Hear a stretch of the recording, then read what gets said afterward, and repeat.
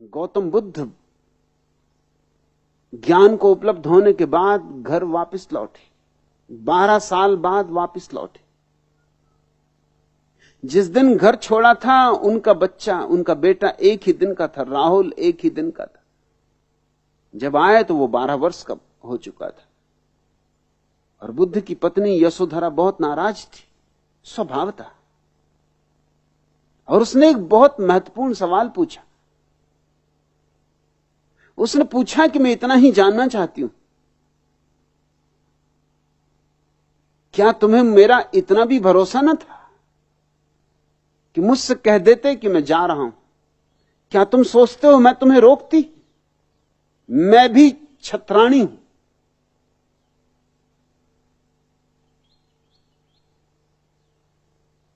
अगर हम युद्ध के मैदान पर तिलक और टीका लगा के तुम्हें भेज सकते, तो सत्य की खोज पर नहीं भेज सकते।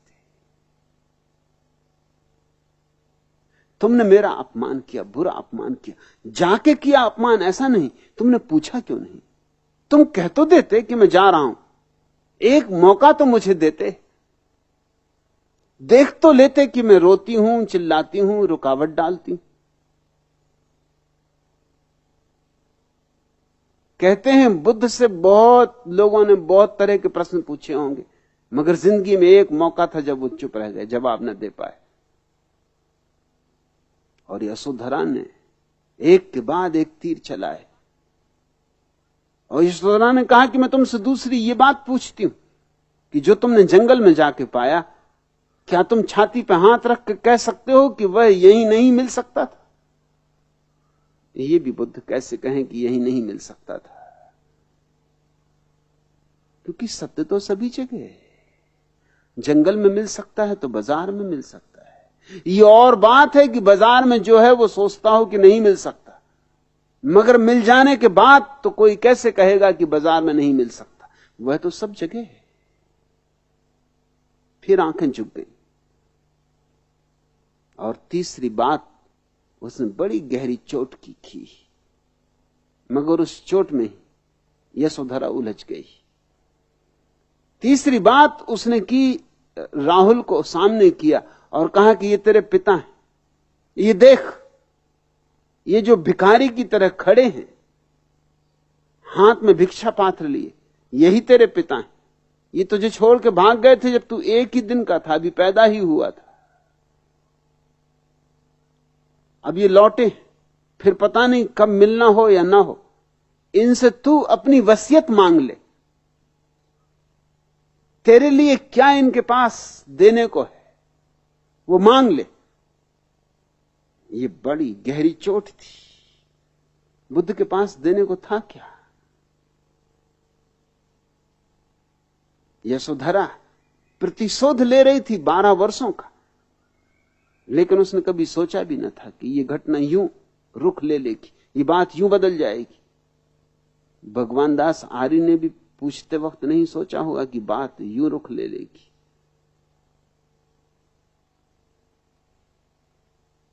बुद्ध ने तत्क्षण अपना भिक्षा पात्र राहुल को दे दिया और कहा कि बेटे, मेरे पास कुछ और देने को नहीं, लेकिन जो मैंने पाया है वो तुझे दूंगा, तू संन्यास्त हो जा। 12 वर्ष के बेटे को संन्यास्त कर दिया।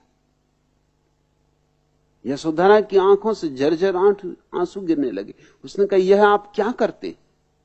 पर बुद्ध ने कहा, जो मेरी संपदा है वही तो दे सकता हूं। समाधि मेरी संपदा है, उसको बांटने का ढंग संन्यास है।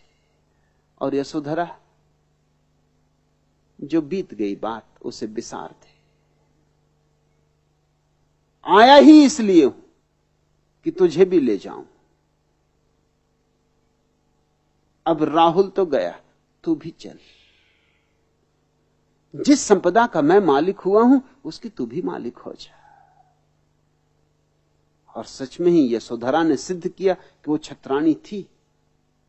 तत्क्षण पैरों पर झुक गई और उसने कहा, मुझे दीक्षा दे। और दीक्षा लेकर भिक्षुओं में, सन्यासियों में यूं खो गई कि फिर उसका कोई उल्लेख नहीं आता, उल्लेख ही नहीं आता। कभी उसने सन्यासियों में इस तरह की अस्मिता प्रकट नहीं की कि मैं बुद्ध की पत्नी हूं, कि मैं विशिष्ट हूं, कि मैं खास हूं। वो यूं खो गई कि बौद्ध शास्त्रों में इस घटना के बाद उसका फिर कोई उल्लेख नहीं आता। कैसे जी, कैसे मरी, कब तक जी, कब मरी, कुछ पता नहीं चलता। वो सारे सन्यासियों की भीड़ में चुपचाप एक हो गई, यूं लीन हो गई, यूं डूब गई। इसको आना कहते हैं भगवान दास आर्य। तुम कहते हो हाथ पसारे दुआ मांगते, हाथ पसारो और देखो मैं क्या देता हूं। वही दे सकता हूं जो मेरे पास है, जो मैंने पाया वही दे सकता हूं। और ये कुछ ऐसा है कि जितना दो उतना बढ़ता है। दुआ मांगो, खाली नहीं जा सकोगे। कहते हो तुम हाथ पसारे दुआ मांगते, अब मेरी आंखें नम है। झूठी बातें ना कहो। अगर आंखें नम हो जाएं तो फिर इस महफिल से उठने की कहां गुंजाइश, फिर इस मैं कदे को छोड़ के जाने का कहां सवाल। कहते हो अब तक न की दया मुझ पे, बस इतना सा गम है। दया के सागर से अपनी ले खाली प्याली सांच चला, जब जब आया द्वार त्यारे बस खाली हाथ चला। किस खाली प्याली की बात कर रहे हो? खाली ही प्याली हो तो मैं भर ना दूं? प्याली तो तुम्हारी भरी हुई है, और प्याली हजार शर्तें रखती है कि इस तरह भरो तो ही भरूंगी, मेरे अनुकूल, मेरे अनुसार। और तब मैं मजबूर हूं।